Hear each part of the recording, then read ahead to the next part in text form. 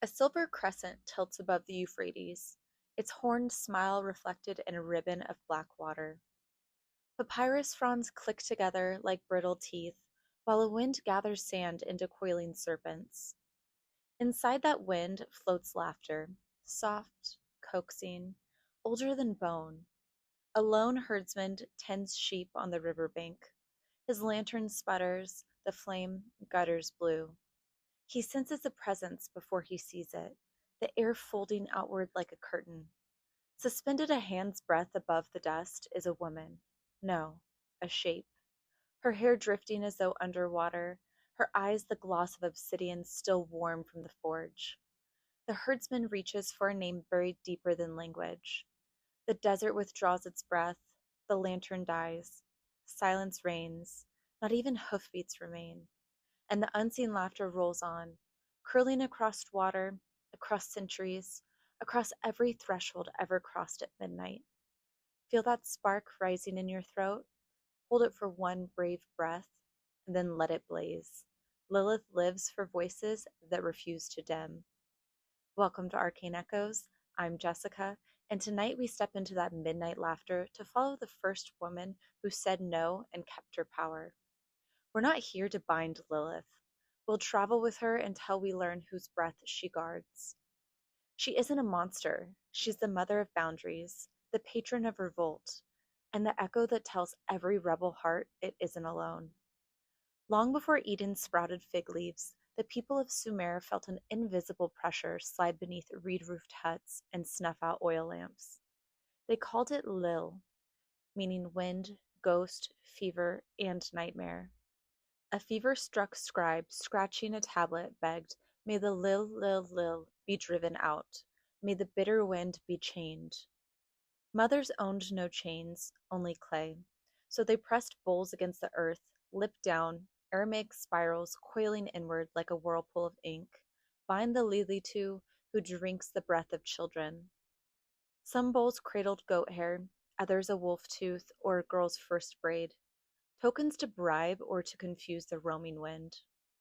Archaeologists lifting those vessels today swear the clay is still faintly warm, as if the last exhalation it trapped has never cooled.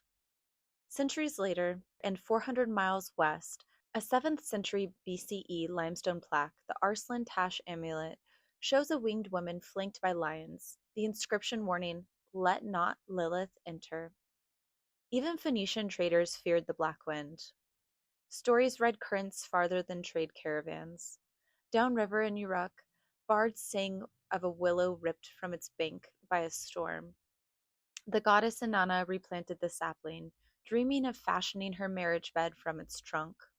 Years passed. When she returned, 3 squatters had claimed the wood. A serpent coiled in the roots, a stormbird anzu in the branches, and deep in the hollow, the dark maid, Ki Sik I Lil Laki. Gilgamesh's bronze axe flashed like sunrise on river water. The serpent slithered into darkness, the bird shrieked skyward, and the dark maid, Liliki, dissolved into desert wind, her eviction a prototype of a later, more famous garden and a later, more famous exile. Oil lamp halos tremble, and Eden tastes of copper. Centuries passed, alphabets hardened, Babylon rose and fell. In the 8th century satire we called the Alphabet of Ben Sira, God shapes Adam and Lilith from identical red clay.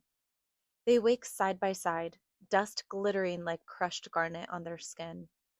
For a golden season, they wander Eden as equals, tasting figs that bleed milk and pomegranates thrumming with bees. Then night arrives, heavy with desire, and equality curdles to hierarchy. Adam commands, Lilith laughs, a brittle chime of flint on glass, and replies, "We are both earth, therefore neither rides nor bears." When he presses the point, she inhales a syllable most angels dare not to whisper, the tetragrammaton. Power floods her throat. Cobalt fire rims the feathers that spear from her shoulders. Choosing exile over subservience, she tears skyward in a cyclone of petals and primordial dust. 3 angels pursue, reciting threats of infant death and eternal grief. Lilith births a legion on a salt-white beach where the Red Sea foams like spilled milk, and she answers, Better a grief that is mine than the silence of a chained throat. Her scream becomes dawn chorus in the desert, the first broad wheels behind her, black specks against a copper sun. Midwives braid crimson threads around cradle legs. Silver plaques bear the angels' names. Iron shears lie open beneath pillows. Mothers sing lullabies preserved in the Cairo Geniza. Sleep, child, sleep. Lilith shall not enter here. Yet some amulets depict her upright, protective, owl-winged guardian of newborn girls, reminding us that a demon in one era is a goddess in another, her face determined by the fist that holds the chisel. Lilith's refusal, recorded on that fragile parchment, is the oldest surviving no to unequal intimacy. Patriarchy painted the no as monstrosity, yet the very endurance of her legend whispers a darker possibility. Perhaps the monster was the system that demanded her silence. Scrolls crackle, ink darkens like old blood. Yet exile was only the prologue. Before Lilith's wings had even cooled, kings and scribes began sanding her edges to fit their fears. In Neo-Assyrian courts of the first millennium BCE, healers who once petitioned Lilitum for safe deliveries rewrote her as the author of miscarriage, grief needs a name, and the powerless name it monster. A few centuries later, returning exiles in post-Babylonian Judah pinned that monster to a single word. When Isaiah warned that the ruined Edom would become a haunt for Lilith, a guardian wind was forever stamped wasteland witch. Fragments from Qumran back him up. In 4Q510-11, the SNS list Lilith alongside desert specters to be banished at nightfall. The Babylonian Talmud, Shabbat 151b, sealed the verdict, naming her the night demon who harms infants, and the Zohar later married her to Samael in a cosmic duet of shadow. For 1,000 years the rebrand held. Silver crib amulets clinked against iron shears. Lullabies threatened her with angels' words. Every unexplained infant death was chalked on her talons. Power, ever fearful of a woman's no, had made that no unthinkable. But ink dries, and chained stories rust. 16th century Kabbalists in Safed whispered that darkness is merely power without a lamp. They argued the cosmos would choke on its own light if Lilith's wild current were cut off. 200 years later, romantic poets painted her tragic and sublime, no longer hag, but queen of night. By 1892, Dante Gabriel Rossetti's Lady Lilith hung in Paris, all red hair and regal boredom, roses climbing her mirror like surrendered hearts. Across the channel, occultists invoked her in ritual diagrams. The Hermetic Order of the Golden Dawn etched her sigil into astral charts, positioning her as gatekeeper to forbidden Sephiroth. The last lock snapped in the 20th century. A Soho loft in 1976 set type for Lilith magazine and poured a Passover cup in her honor. 1997 saw her name light arena marquees at Lilith Fair. What patriarchs tried to bury, women, queers, and mystics resurrected, no longer as a threat, but a banner. So remember, the wind that once rattled nursery shutters now billows over anyone who claims breath as birthright. Lilith never changed, the storytellers did. The wind bearing her name leapt ships' masts when crusaders dipped armored boots into Levantine surf. Folded among relics and spices, Lilith traveled north. In the Balkans, she merged with the Strigoi, a night hag who perched on sleepers' chests and suckled blood through sharp fangs. Villagers wedged iron scissors in window frames. Iron, they whispered, dulls obsidian wings. When the Black Death reached Venice in 1348, apothecary Tommaso Celsi noted sailors, drained of color, thighs marked by crescent slashes. Gondoliers hid garlic in silk sleeves. Plague doctors chalked angelic names upon doorposts, the same names sewn into Jewish amulets hundreds of leagues away.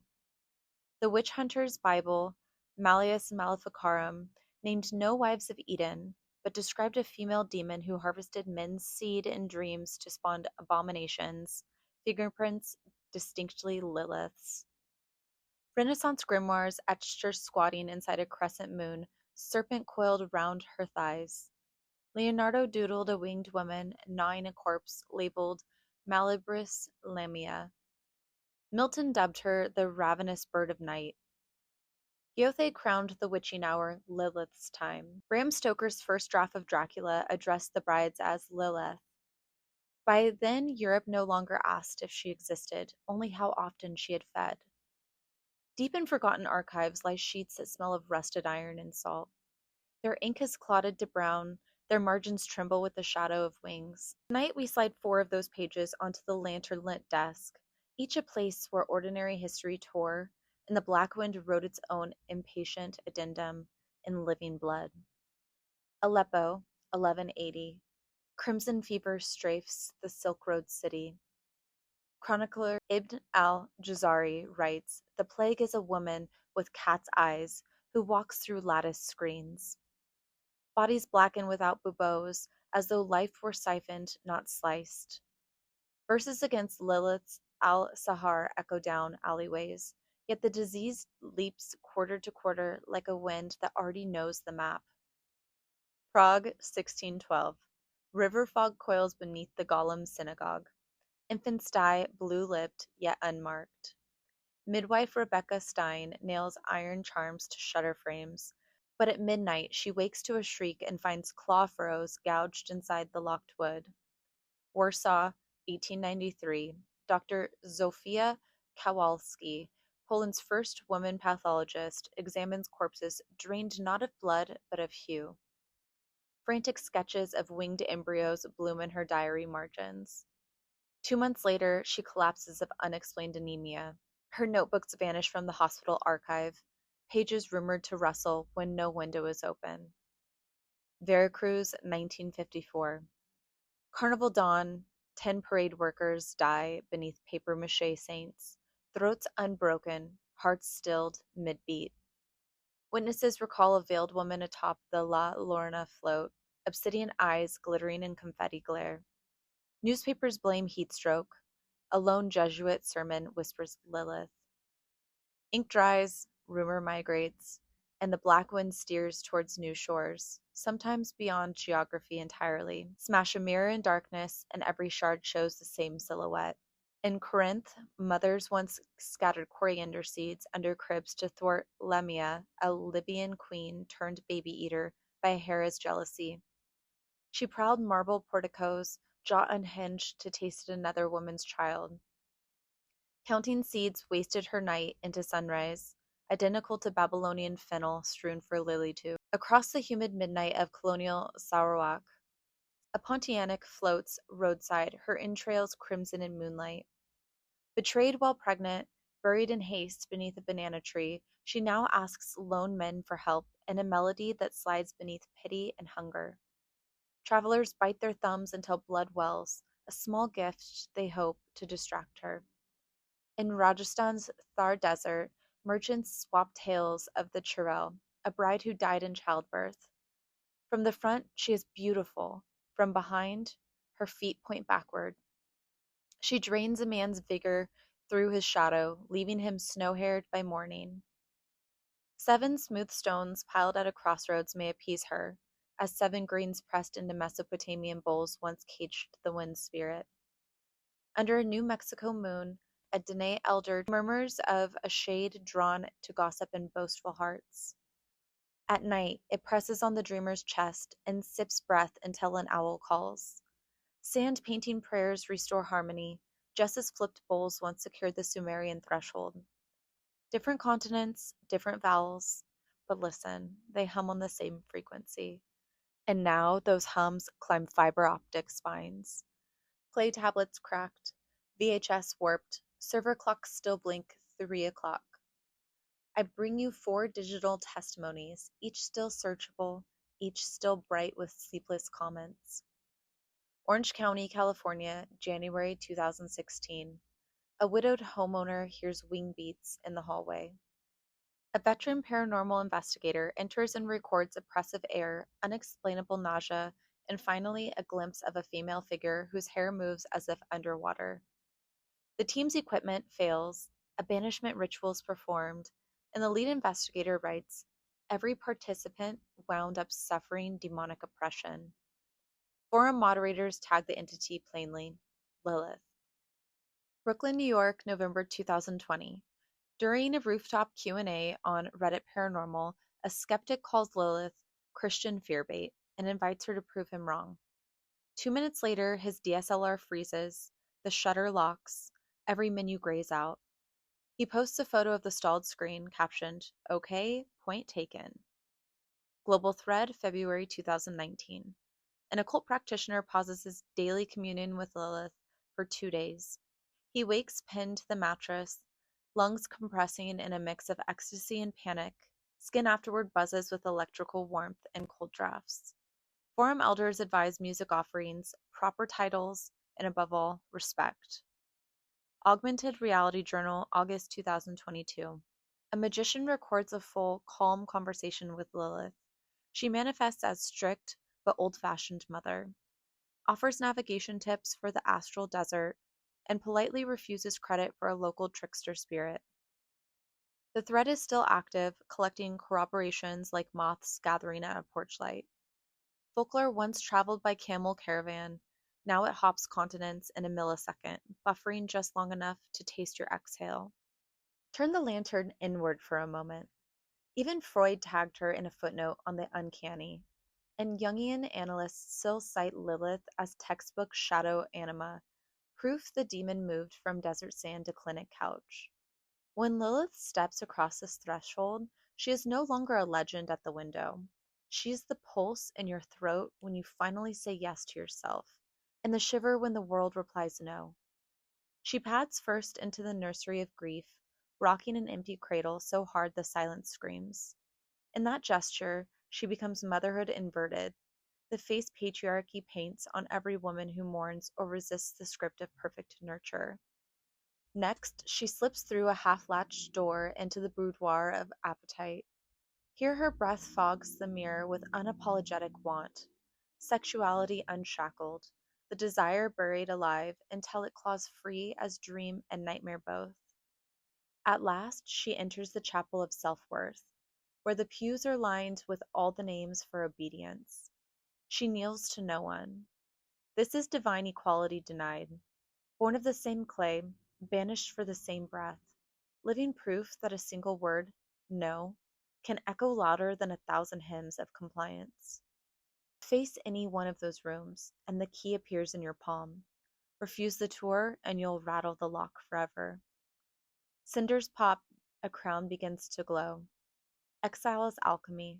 Strip a woman of title, and she forges a crown from cinders. In 1976, Jewish feminists crowded a Soho loft, hand-setting type for the first issue of Lilith magazine. On the opening page they wrote, "We reclaim the first woman who demanded equality. At Passover, an extra cup of wine, deep pomegranate red, is poured for her." In 1993, issue number 40 of Neil Gaiman's Sandman depicted Lilith as a rebel matriarch of succubi. Castro District tattoo parlors filled with requests for her crescent moon sigil, queer readers found shelter beneath her wings. 1997 Lilith Fair, 35 cities vibrated under summer sky. Between sets, volunteers handed out flyers on domestic violence hotlines, printed beneath a stylized black silhouette, her hair like river ink, wings spread. And in therapy rooms today, survivors of control write letters titled, "Things I Refuse," burn them in brass bowls, and breathe the smoke. Secular rites in which Lilith stands witness, equal parts mother and midwife of boundaries. From banshee to banner, from cradle thief to compass of consent, her transformation loops back to every abandoned echo of her name. She is the matriarch who throws open both arms, one wing for mothers nursing new boundaries, the other for lovers and queers who refuse to fold themselves small. In 2021, an Israeli court brief on coercive control even referenced the Lilith Clause, arguing a woman's right to refuse obedience has scriptural precedent older than law itself. Stars hiss like embers in black water. Some myths fossilize in stone, others burn upward until constellations carry their ash. Astronomers call it the lunar apogee, the point where the moon drifts farthest from the Earth. Mystics call it the Black Moon Lilith, the belly of a celestial dragon. If your Lilith sits in Aries, your boundaries ignite like brush fire. In Taurus, pleasure is your birthright, and guilt in the trespasser. In Gemini, words are talons, truth or lie depending on who deserves which wound. Spin the zodiac wheel, all 12 signs costume her. Each house stages her rebellion, each planetary aspect drums her heartbeat in a unique cadence. Modems chant, wine glugs onto stone. In Berlin, an arts nonprofit called the Temple of the Scarlet Owl rents a subterranean gallery. Midnight services weave Mesopotamian bold chants with feminist manifestos and pour red wine into basalt altars. Membership is tokenized. Breath pledge NFTs on the Polygon chain certify attendance. Each smart contract laser etched with a unique obsidian wing. A Discord server named Lilith Loop flickers to life only between 3 and 3:33 UTC, the angelic window. Members livestream hyperventilation, followed by breath holding until vision tunnels. At 3:34, the chat locks, the messages erase, and a lone blackwing emoji remains. Screen recorders are booted by watchdog bots coded in Python, rumored to be trained on incantation text. Elsewhere, an open-source AI fork-styled Mother L answers user queries with riddles that end, trade breath for bite. If the supplicant types yes, Mother L drops a crypto address. 40+ Ether have drifted to the account in 6 months. Each wallet receives a PNG sigil of an obsidian wing rimmed in barcode. On TikTok, the hashtag Veiled in Velvet serves up dark moon makeup streams. Creators paint crescent talons beside their eyes and recite Ben Sira verses backwards. Commenters report sleep paralysis encounters within 72 hours. Queer herbalists from around the world plant black nightshade in pentagonal beds, calling them Lilith's lungs. They swap seeds and encrypted audio of breath rituals. An underground seed catalog issues a warning: wear gloves, believe stained dreams. Whether breath ledger, blockchain, or AI oracle, the contract remains unchanged. Sovereignty at the price of one midnight whisper. Lilith never stopped negotiating, she merely updated her currency. Hear that thrum in your walls now that the tale is sealed? That's Lilith's wing beat echoing through the dark. When the clock tips towards 3 and a hush settles over the room, greet her. Say her name with smoke in your voice and gratitude in your lungs. She isn't here to steal your breath. She's here to remind you it was never anyone else's to take. Lilith is cradle, talon, and iron true compass, keeper of newborn boundaries, patron of unapologetic want, spark behind every rebel no. We traced that compass tonight and felt it lock onto our wildest selves. If the story moved you, share it with a friend. Hit subscribe so you don't miss the next descent, and like this video. It honestly helps more than you know. If you're hungry for more bonus content from this episode, behind the scenes research, the occasional live stream, and more, tap the Patreon link in the description below and step further into the archive. Until next time, I'm Jessica, and this is Arcane Echoes. Leave the window just a finger width open, let curiosity roam where fear won't follow, and keep every breath wholly your own. Rest powerful.